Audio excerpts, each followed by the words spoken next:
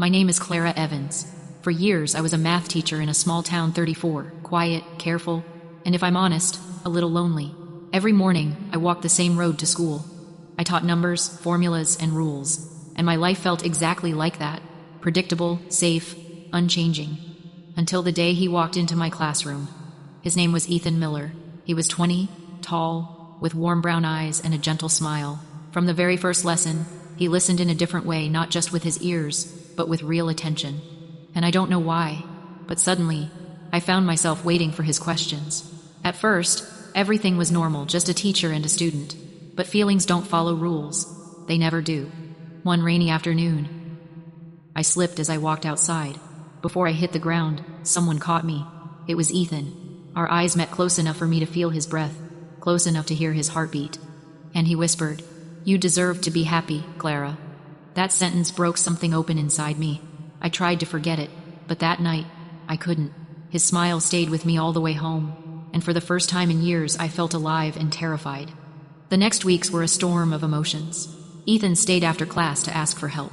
Sometimes we talked about math, sometimes about life, sometimes about nothing at all. It felt right and wrong.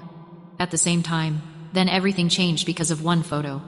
A student saw us sitting in a cafe just talking and posted the picture online. By the next morning, the whole school was whispering. By noon, it turned into gossip. By evening, it became news. Teacher in love with her student, unfit to teach. Parents complained, teachers stared, and the principal called me into his office.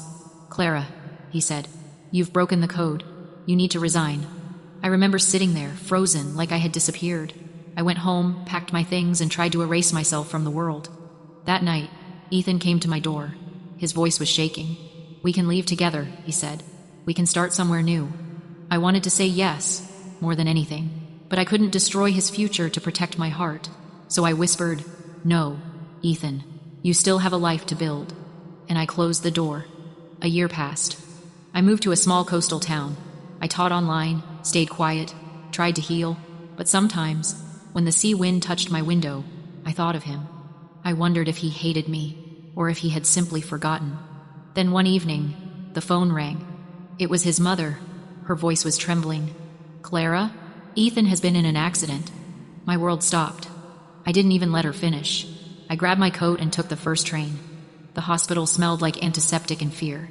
Ethan lay there pale, weak, but breathing.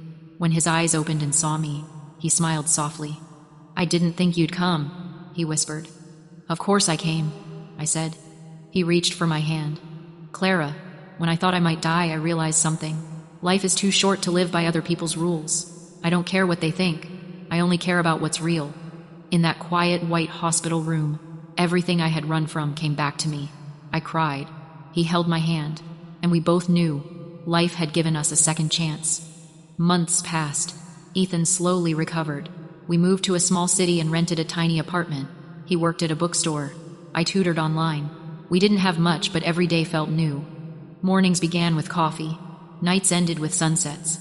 Sometimes we argued. Sometimes we laughed until our stomachs hurt. But everything was honest. Everything was real. One night, standing on our little balcony, Ethan said, "When I was in that hospital, I thought I'd never see the stars again. Now every night feels like a gift." I looked up at the endless sky and whispered, "Then let's promise never to waste another one."